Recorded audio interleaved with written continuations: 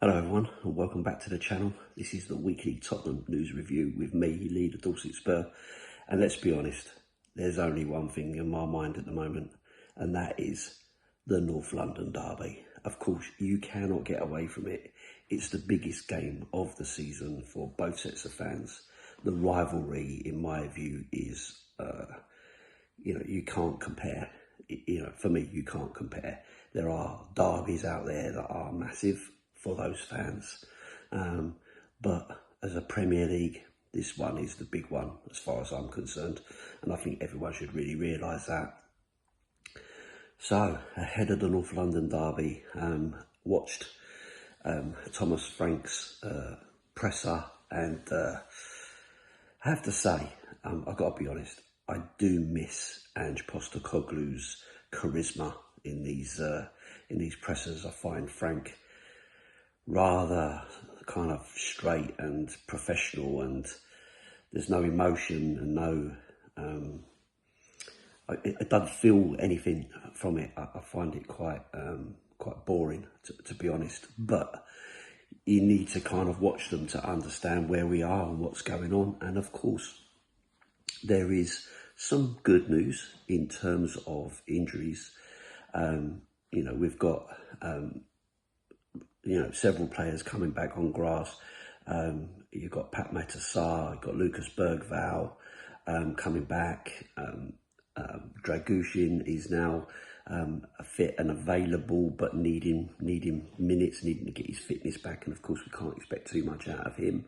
I think he said Ben Davies and so on. So there was a big list of players that are back and training, but that doesn't necessarily mean that they are going to play. I think Kudus as well is back and in contention.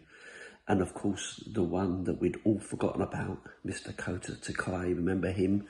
The lesser spotted Kota Takai came in injured, then got over that and then got injured again. I think we'd all forgotten that he even existed, to be honest with you. And I'm not even sure that even if he is fit and he is available, whether he even gets into this squad to pick up any kind of meaningful minutes. I think the original plan was for him to go out on loan, as so many young players tend to do. But of course, with him being injured, he hasn't been able to move on. So that is a little bit of good news in terms of availability of players. Seem to be getting a few more back. Oh, the other one I wanted to mention, of course, and I'd forgotten, Kolo Muani, who has got a fractured jaw, will be available, but I would have to play in a mask. How that works, I don't know. It'd be interesting to see that. And it's funny, really, isn't it, that we've seen Kolo Muani go off with a quite a serious injury, facial injury and so on, and he can get back playing, and yet we still have no sign of any kind of injury ending for Dominic Solanke. We've been told from the beginning of this season that it's just a knock. We're taking it easy and blah blah blah, and he'll be back after the international break number 1, back after the international break number 2, and back after the international break number 3. And he's not ready. They're going to be super careful to make sure it doesn't break down again and so on. And don't get me wrong, I don't want Dominic Solanke to come back and get injured again, even for his own well-being and so on. But it is so frustrating when you keep being told one thing and that never ever comes true. The same, we had the same scenario, don't we, with Kulu being just a knock, and here we are kind of 6 months later, still without that player, although he has been training in Dubai. Very nice too. So a little bit of good news coming our way on the injury front. And of course, Arsenal have their own injury problems. I'm not sure that they are to the same level that we've had. But in terms of actual starting players, it is a bit of a difficult one for them as well. But they are top of the league. They are playing very, very well. They have been in this process for 6 or so seasons now. And as Thomas Frank put it, that Mikel Arteta has now started to really kind of hit the ground after sort of 3 years or so. He really started to compete without actually winning anything, but really started to compete and so on. And so that does tell you that you need a level of consistency for anything going forward. Something that Tottenham managers have not been afforded, for sure. Even with Postecoglou winning a trophy, it still didn't give him the opportunity to see how far he could take it. But you know, that's in the past, and we all know the reasons why that occurred. Unsustainable in the league. You kind of had to be reasonable about that. But finding the right person to stick with, that's got to be the key. Is Frank the man? Still not convinced, if I'm being honest.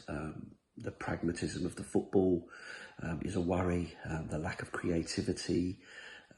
You know, all these things are a bit of a worry, but you kind of just have to go with the stats. And the stats say that we've got the best away record.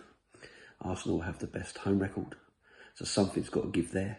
You know, is it going to be, unless of course we share the spoils maybe.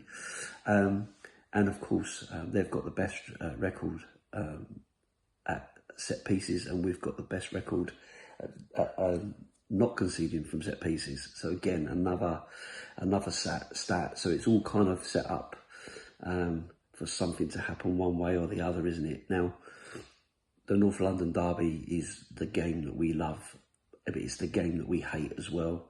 We've all got friends and family that are Arsenal fans, unfortunately, and they've all got friends and family that are Tottenham fans, and so the bragging rights will always be really, really important to both sets of fans, I guess.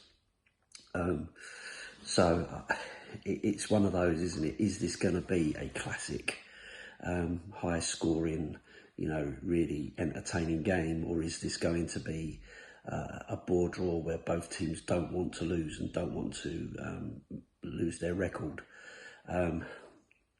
You know, Thomas Frank talks about, you know, this being the most important game of the season, and him recognising that, and that he is setting the team out to win the match.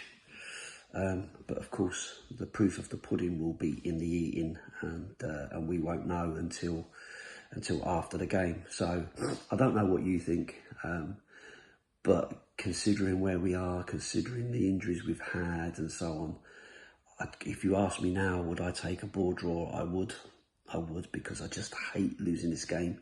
It's a killer, and it's one that's going to drag us on. And of course, straight after that, we've got to then go and play the best team in Europe in PSG as the Champions League winners. We've got them in the league in the week.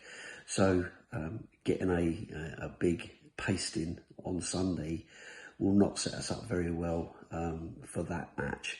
Of course, get a big pasting at that match, then I think the pressure will well and truly be on Thomas Frank. Maybe not necessarily from the fans, because I'm not sure all the fans are really expecting wins in these next 2 games. But certainly from the pundits and from the media, they will be hyping that up for sure. But I think for me, the bigger one will be when you start the likes of Fulham and Brentford and so on, where you would like to think that we are expected to win those games.